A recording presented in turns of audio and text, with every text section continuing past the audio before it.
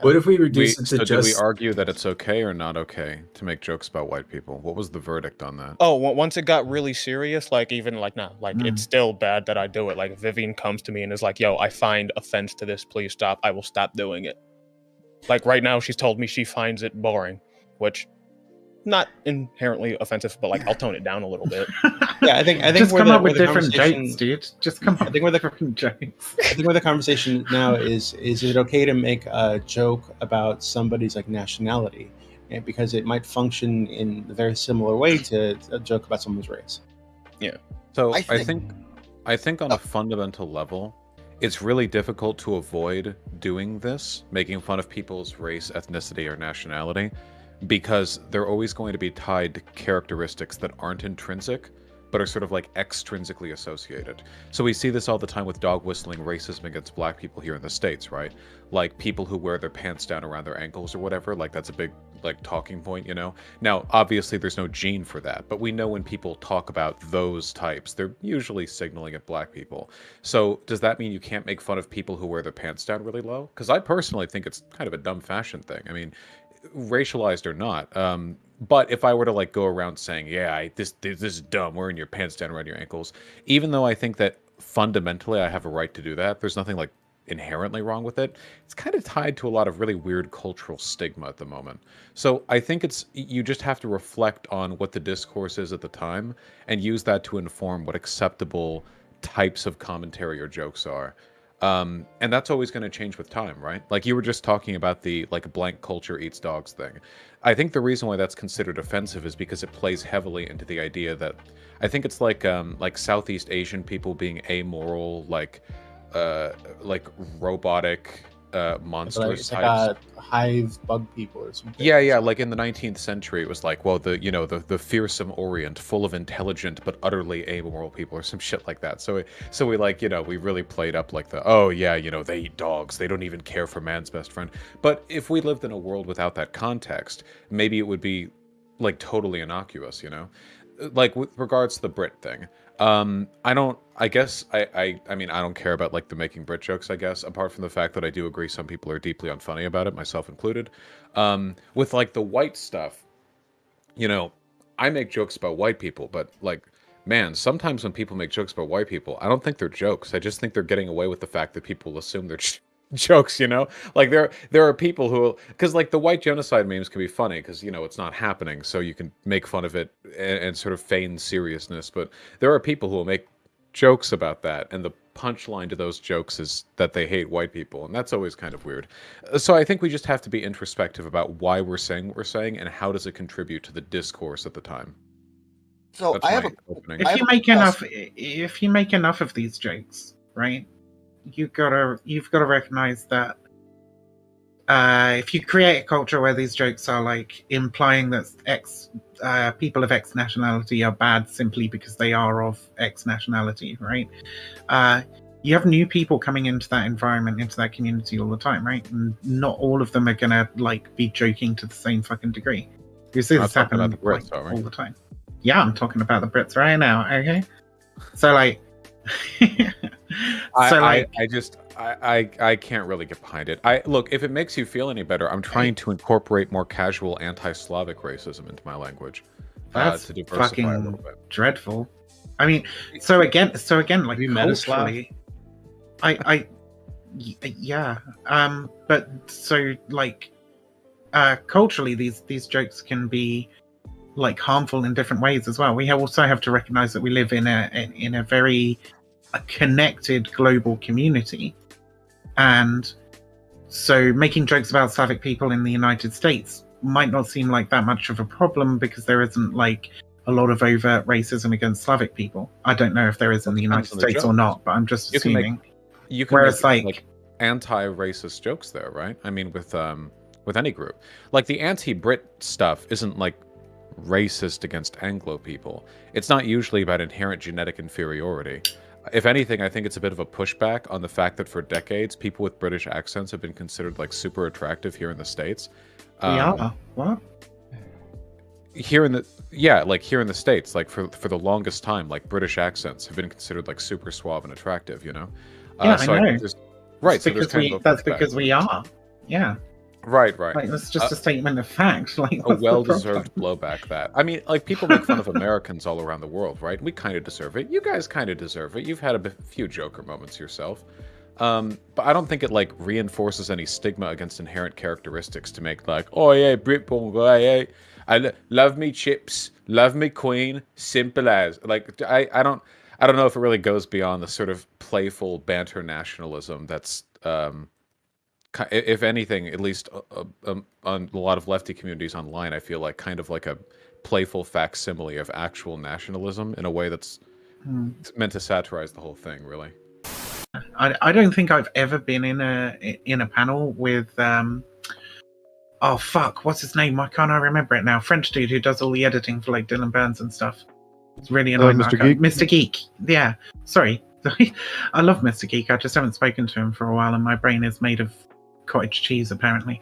But I don't think I've ever been on a panel or even in a chat with him, like with a decent amount of people in it, where there hasn't been some like French jokes. It must get really fucking tiring and just feel kind of obnoxious. Wasn't that Like- just an unfunny thing mostly? I mean, that's my problem with misogynistic jokes half the time. You know, sometimes it can be funny, but a problem is like a lot of fucking pasty white boys online are so eager to dump their entire brain archive of get back to the kitchen jokes that it becomes overused, and every woman online is constantly like bombarded every day with that shit. But I think Sure. like pointed funny bits of, you know, like anti-French humor or whatever, I mean, that can be good. So, you saying it about misogynistic jokes there just kind of like triggered a thought for me. I've been super frustrated over the last couple of years at the lack of attention paid to the situation in the UK as regards to trans people, right? I think if you make all these misogynistic jokes all the time, right, it can like force women out of spaces, force women out of conversations, and so on. Even if it's just that they're painfully unfunny and not particularly like harmful or whatever. And I think that there's a possibility that the attitude towards like British people in general in leftist spaces could contribute somewhat to a certain degree of apathy towards the struggles that we're facing over here at the moment as well. British trans people. yeah. I don't think I've ever seen British trans people struggle being devalued because of the whole. I mean, the whole turf island. I'm not saying it's direct, and the Turf Island meme actually fucking pisses me off sometimes because it's almost a thought terminating cliche at this point, where people are like lol fucking Turf Island, and the conversation doesn't go much further. It's only in very, very recent times that people have actually started talking about it in any kind of serious way, and it's been a significant problem for the last 5 years really, since the GRA consultation. So do you think people would have paid more attention to the issues if it weren't for the Turf Island meme? If anything, I feel like the joke is kind of like getting your foot in the door. Even if a lot of people don't go beyond that, the fact that Turf Island is a near ubiquitous term for the UK is kind of a, or England at least, is kind of a, I don't know, culturally normalizing. It means that like people know that at least. Well, to a certain degree, yeah. But also, I think it depends on my mood on that day and just how bad shit's been in the UK, right? Because we have some weeks where it's literally like every single fucking newspaper will release a negative article about trans people, and the government will endorse some new fucking hate group and try and put out some legislation to fuck us over. And those weeks are so fucking depressing. I think sometimes it can really feel like what you're laughing at with the lol Turf Island thing. Like, there's nothing funny about it. I would genuinely use the term genocidal for like the attitude of some people here in the UK towards trans people. I think we're bordering on. I think it's probably appropriate to say that like. There is a genocidal culture towards trans people here in the United Kingdom at this point in time, and I think that making those, would you go? I hate to do the fucking whole Godwin's law shit, but like, would you, if you were in a chat with like a Jewish dude in Germany, right? If they had Discord at the time under the Nazi regime, and be like, lol lol lol, Nazi island or Nazi country or whatever, right? Like, that would be incredibly offensive. And I'm not saying they're exactly the same thing. Obviously, they're not. But, like, it does seem kind of callous, almost. Do you know what I mean? The only message implicit in Turf Island is that it's a country that's very transphobic. I mean, like, if it was like 1932 and Germany just announced like its next new bullshit law for Jewish people or whatever, and people were like, "What? Fucking anti-Semitic Germany," or some shit like that, or anti-Semitic mostly landlocked country, or something like that. I don't know if that would necessarily be offensive. You had to add the lol there, right? Which kind of implies callous disregard. Which is the attitude a lot of the time. Like, well, we say Turf Island because England engages in that shit so often. But I mean, what's America engages in that shit so often as well. We don't hear the same thing, and half our problems are because of shit that's happened in America. Heritage Foundation funded us. The fucking Hold on, that's a non sequitur. When people talk about like Turf Island, we're mostly talking about like the proportional amount of cultural space dedicated towards the advocacy for transphobic positions. And with England, like especially with J.K. Rowling being your stock, like we would have to work very hard to outdo that. Would you? At least proportional to the size of our countries. It's not. I mean, it sounds to me like you're just. I can't tell.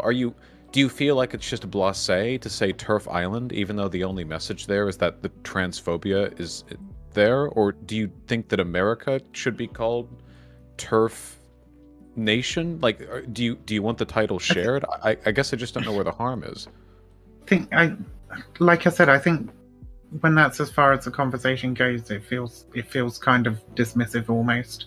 I have been very frustrated over the last 2 years at like the complete lack of fucking support and solidarity from like Americans on the issue. Well, telling people they can't say Turf Island isn't going to get more solidarity, right? I mean, I'm not telling them they can't say Turf Island. I'm saying if they're gonna say Turf Island, there should probably be a little bit more to it than just like lol well Turf Island.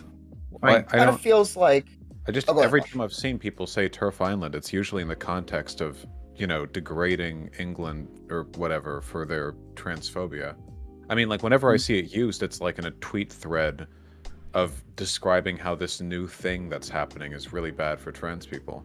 I guess I mean, I can understand how its use flippantly could be sort of a thought-terminating cliche, but I think this might be a correlation causation thing, right? I don't know if it's the term that's an issue. It's just some people are going to not care, and Turf Island is an easy thing to say. Americans found that they couldn't do what they wanted to do in the United States, so they used their organizations and some evangelicals and stuff to like go over to these African nations and try and implement those policies that they wanted to see in the United States in places like Africa. And we had a very similar thing with like the Heritage Foundation, like fucking with our politics, right?